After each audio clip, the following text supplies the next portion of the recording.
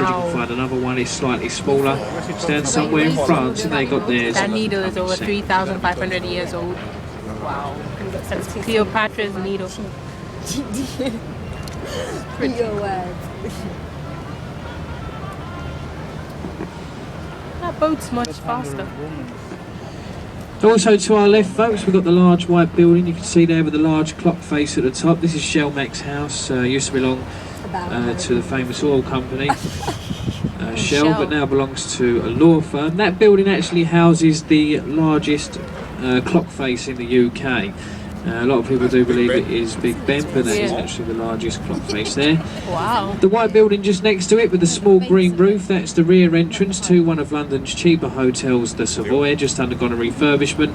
We opened at the beginning of last year at the total cost of £168 million. It is one of the top hotels anywhere in the world. Wow, that's crazy. It doesn't even look that And the nice. bridge in front of us, the Waterloo Road Bridge, opened in 1945 and built by mostly female labourers due to the fact our men was away fighting in the armed forces. They did do a fantastic job building the bridge. They faced it with a very expensive self-cleaning Portland stone. Every time it rains here in London, the face of the bridge actually cleans itself. Wow. Look at the underneath, you'll see it's very dirty. That is where the rain obviously never comes.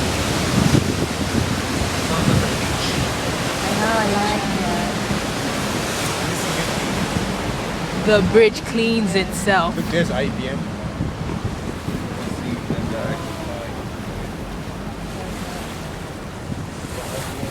It's called Lenovo. Jimmy, hey, yeah. German's friends. I'd like to work.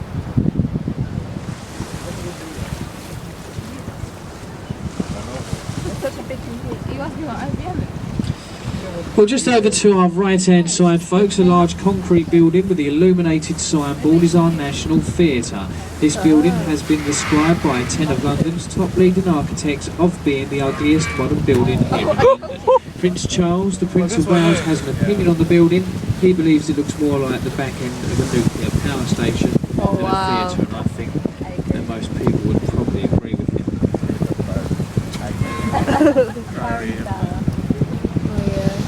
Back over to our left, we've got this white vessel over there. You can see it's got the canopy roof in there. This is the St Catherine, the former flagship of the Port of London Authority. That boat used to be the Royal Barge. Whenever the Queen used to come out for an official visit on the River Thames, she used to go on board that vessel. As I'm sure quite a few of you are aware, the new Royal Barge was announced just a few months ago. That one. But that was the one just before the last one. That was the battleship. Nah, not really. Also to our left, the large white painted vessel with the yellow funnel is the Wellington, given to the Honourable Company of Master Mariners as a gift from the New Zealand Royal Navy. It's now permanently moored there as a floating livery hall for the Honourable Company of past Master Mariners, and it's basically a drinking club for old retired sea captains. Wow. Look to the stern end of the Wellington. On the embankment wall you'll see the stone structure with a small open archway. This is known as Temple Arch or Temple Gates. It's the official boundary line between the City of London we are just about to enter and the City of Westminster that we are just about to leave behind us. Now the City of London covers an area of 1 square mile. It's one of the smallest capital cities anywhere in the world. Wow.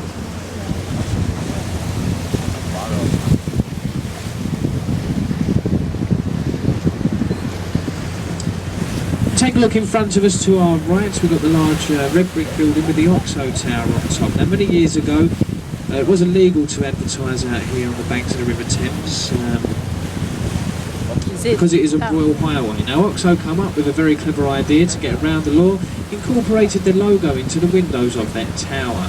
Now overnight when they turn their lights on, the word Oxo shines out red over most of London.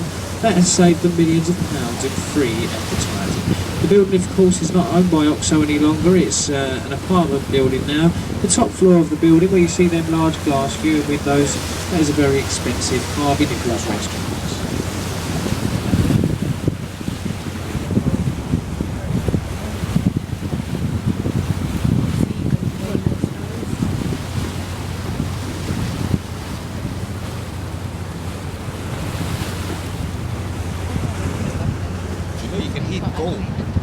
Yeah, the put them in drinks Look and over- stuff.